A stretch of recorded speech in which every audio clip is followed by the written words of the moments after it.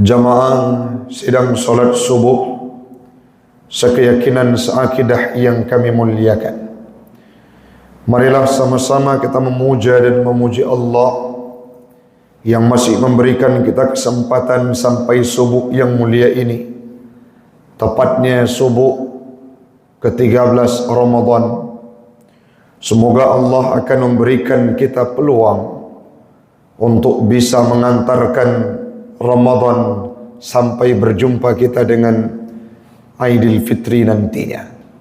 Salawat dan salam marilah sama-sama kita hantarkan keharibaan baginda Rasulullah sallallahu alaihi wasallam kepada sahabat beliau sekalian, kepada para alim ulama mutaqaddimin dan mutaakhirin yang muktabar kedua-duanya, yang kita hormati bersama Imam Manasah dan seluruh jamaah yang hadir pada subuh yang mulia ini. Alhamdulillah, tidak terasa Allah memberikan koneksi antara imam dengan penceramah pada subuh yang mulia ini.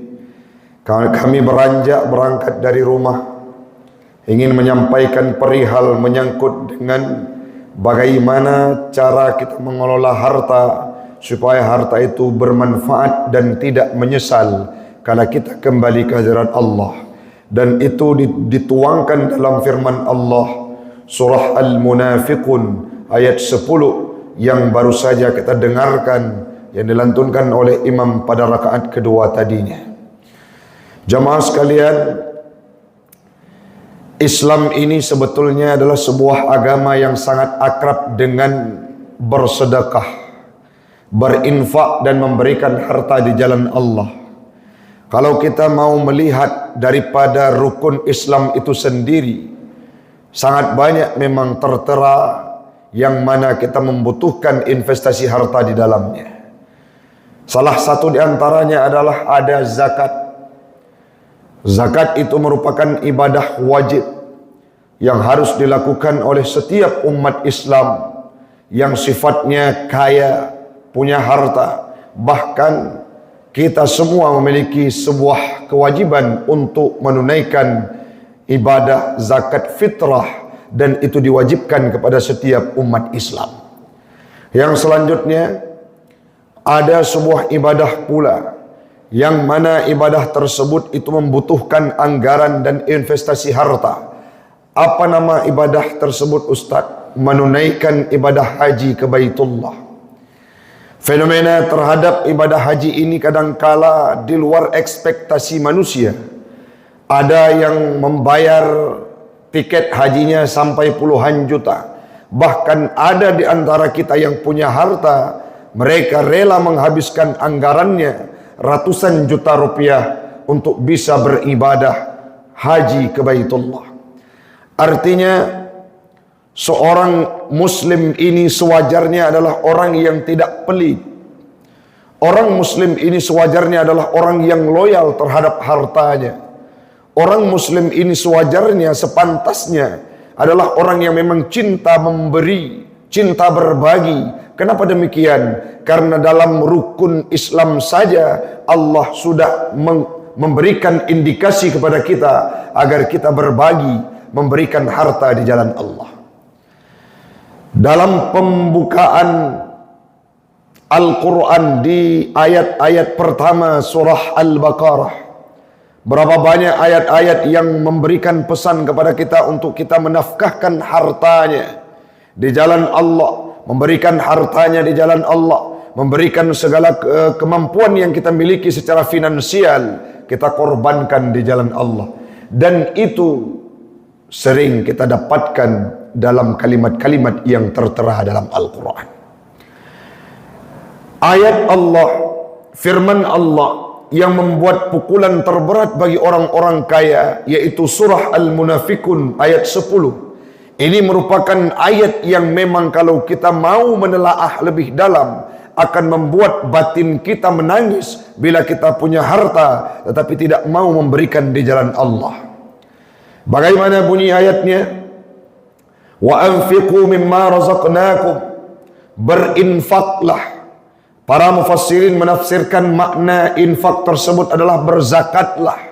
Mimma razaqnakum, daripada segala rezeki yang telah kuberikan kepadamu, kata Allah.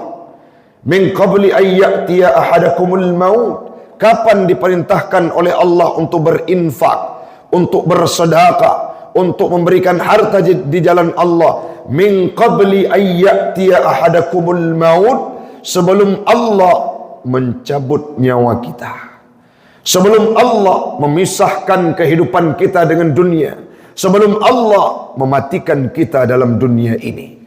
Maka selama kita masih punya nyawa, selama kita masih hidup di atas permukaan dunia ini, selama itulah Allah memerintahkan kepada kita semua, berinfaklah hartamu di jalan Allah.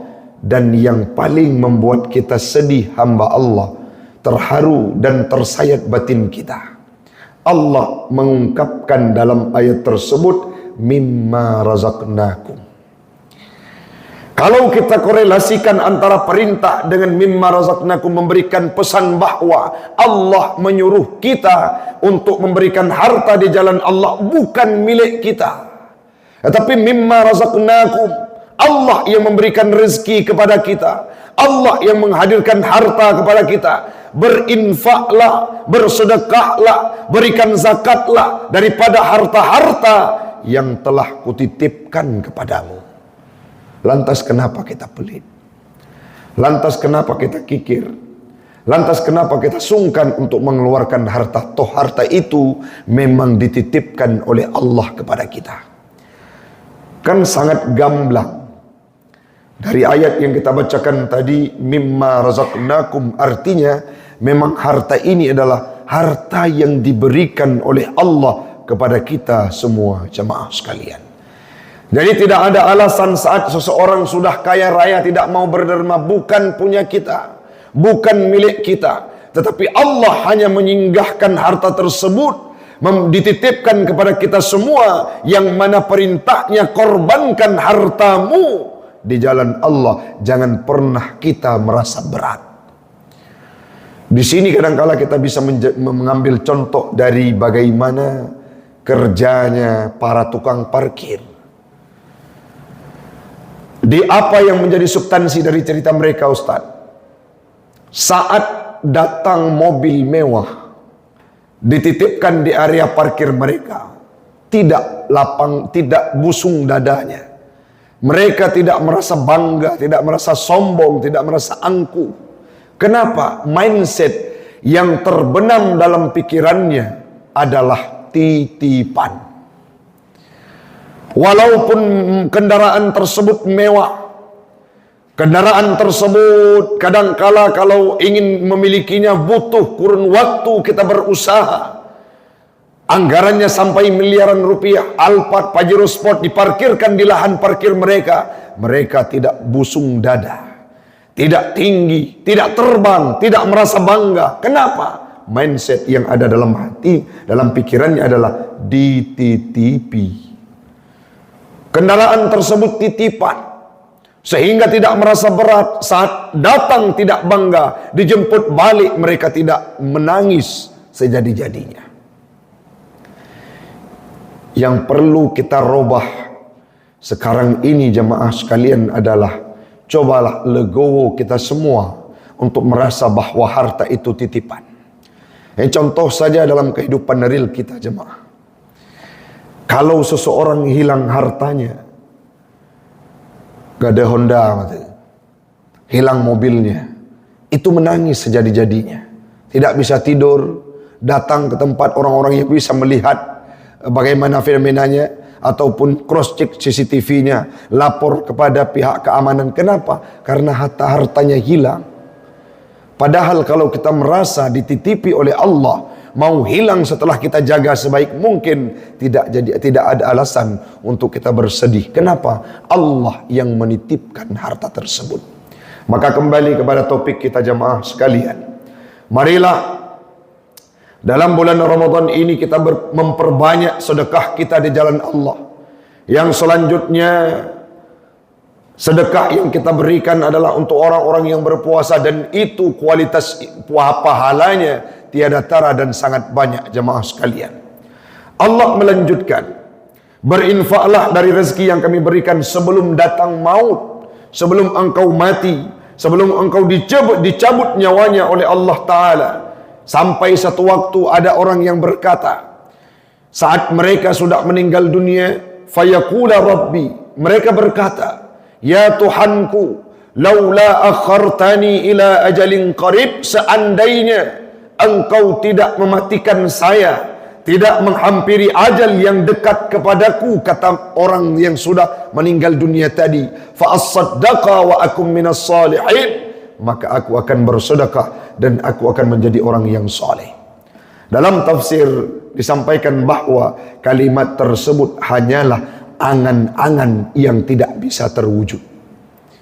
Asumsi-asumsi daripada orang-orang yang menyesal tetapi tidak punya peluang untuk kembali lagi, sedangkan nyawa sudah terpisah dari kehidupan mereka, nyawa sudah terpisah dari tubuh mereka. Artinya penyesalan itu selalu datang terlambat. Namun sayangnya penyesalan yang hadir ini bukanlah penyesalan yang bisa dirubah.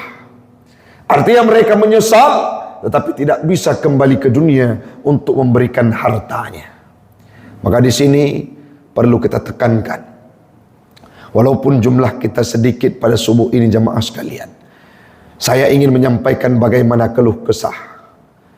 Saya kebetulan 15 hari ini pesantren saya Ma'had An-Nahlah itu adanya perkumpulan santri balik semuanya. Apa yang menjadi poin titik pentingnya? Banyak anak-anak yatim piatu yang mereka terlunta-lunta di sana. Senang balik ke Ma'had. Kenapa? Diceritakan, kalau di rumah kami tidak tahu mau makan apa, Abi. Kadangkala di rumah lauknya itu-itu saja. Kadangkala kami makan nasi putih dengan telur setiap harinya. Sedangkan di pesantren ada makanan-makanan yang mewah. Ada ayam, ada daging, dan makanan-makanan lainnya. Siapa yang mengeluarkan statement tersebut? Anak yatim. Siapa yang berkata tersebut? Anak piatu. Anak-anak yang terisolir, yang luput pandangan dari mata kita. Yang mana mereka sangat melirih kesakitan, merasakan kepedihan lebih-lebih dalam bulan suci Ramadan. Pertanyaan sekarang yang kita tanyakan pada pribadi kita, berapa banyak harta yang sudah kita berikan, kita singgahkan ke perut-perut anak yatim selama dalam bulan suci Ramadan? Ataupun dalam absen harta kita setiap harinya, belum pernah singgah dalam perut mereka, belum pernah kita antarkan ke fakir miskin, belum pernah kita berikan kepada anak yatim. Ini patut dipertanyakan bagaimana kehidupan mereka, yang mereka juga ingin makan sama seperti kita, tetapi tidak punya seorang ayah. Ada ayah, tidak ada orang yang memasak di rumahnya. Kenapa? Orang tua perempuannya meninggal dunia. Dan ini sangat banyak kita dapatkan di sudut-sudut kehidupan kita, khususnya di wilayah Kota Luxmawi. Maka dalam momentum yang singkat ini, marilah sama-sama jemaah sekalian, saya sangat terharu mendengarkan program dari Desa Lancanggaram ini, yang mana nanti akan adanya santunan anak yatim menjelang Hari Raya Idul Fitri. Dan ini patut dipertahankan. Kalau bisa tidak ada satupun yatim piatu yang terabaikan. Saat mereka merasa kehilangan orang tua, tetapi hadir kita sebagai pengganti dalam kehidupan mereka. Saat mereka orang lain bisa makan daging megang, jangan sampai tangisan itu keluar dari wajah, dari air mata anak yatim yang ada di Lancanggaram. Bagaimana konsepnya Ustadz? Bahu-membahu kita, memberikan pemahaman kepada orang-orang yang punya harta, untuk mereka memberikan sumbangsi terbaik untuk dinafkahkan kepada orang-orang yang membutuhkan, lebih-lebih dalam bulan suci Ramadan. Mudah-mudahan bermanfaat jemaah sekalian. Waktulah yang membatasi kita. Insya Allah di lain kesempatan kita akan berjumpa kembali sebagai kesimpulan dari paparan yang telah kita sampaikan. Seseorang pribadi yang berKTP-kan Islam sewajarnya adalah orang yang memang latah untuk bersedekah, tidak berpikir panjang untuk memberikan hartanya. Kenapa? Karena kita sudah terbiasa dididik oleh syariat Islam untuk berderma. Yang selanjutnya ikon ulung kita, Figur sentral kita yakni Nabi Muhammad adalah pribadi yang sangat dermawan, melebihi daripada angin yang berhembus. Bahkan para sahabatnya teruji kualitas jiwa beliau untuk berderma, baik itu Abu Bakar, Umar bin Khattab dan sahabat yang lainnya. Itulah yang perlu kita terapkan dalam kehidupan. Satu waktu kita akan mampu mengikuti mereka, berderma di jalan Allah dan selalu memberi.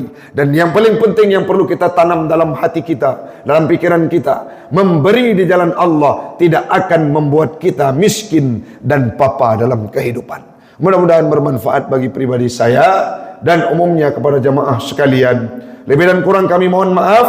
Hadanallah wa iyyakum ajma'in. Assalamualaikum warahmatullahi wabarakatuh.